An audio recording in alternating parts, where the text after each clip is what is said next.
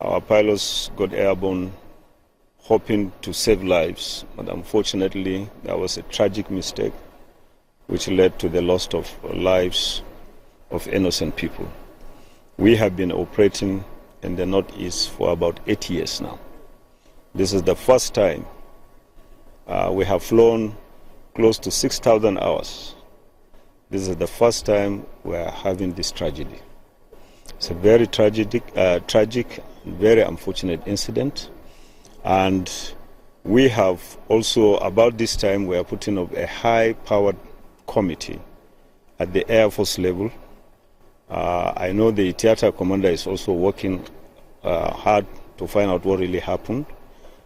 All that we have, the information we have currently is very sketchy.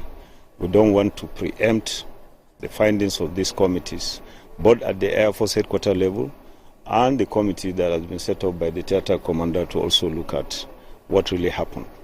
It's very tragic, very unfortunate, but I want to assure you that as a professional service, we'll continue to evaluate our processes and procedures so that we can be effective in dealing with those that are out to kill human beings.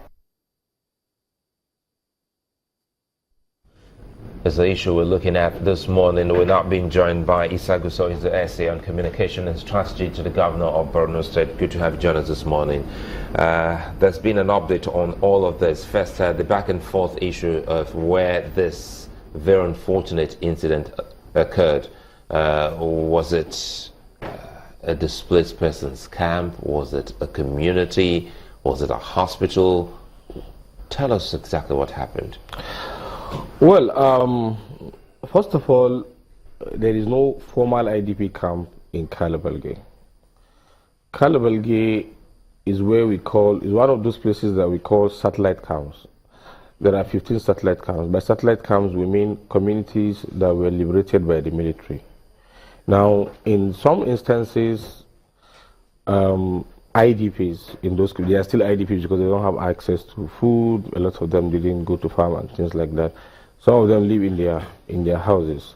But now there are those whose houses were destroyed, either by the Boko Haram or in the process of fight between the military and Boko Haram, and their houses were destroyed. And then they live, in some cases, in tents.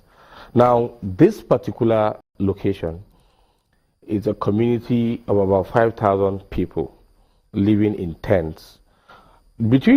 It's not a formal IDP camp, but we call them satellite camps because they still need food, they still need shelter, and things like that.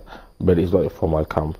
And then I think in between where they were living, and a military headquarters, a battalion there, is less than 200 meters, where that incident happened. It's a remote area between in the borders between Nigeria and Cameroon. So it is not a formal IDP camp, but because they live, but it's established. It's established that they are displaced persons. Yeah, they are. There's no two ways to it. They are displaced persons, like you see from the pictures. They live under tents, and they are being provided for by the state government and international partners like the ICRC.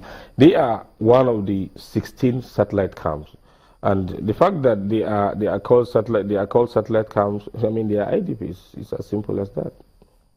What exactly, because we'll also come back to this, because I'm trying to look at some of the comments coming from your state, and your commissioner for health is saying that it's too early in the day for us to have an accurate number of casualties. Give us a rough estimate of those affected by this misfiring. As at 5 p.m. last night, like the information that the commissioner came out with, 54 victims are being hospitalized in 3 hospitals in Maiduguri. 32 of them are at the State Specialist Hospital, 16 are at the military hospital, and 6 are at the University of Maiduguri Teaching Hospital.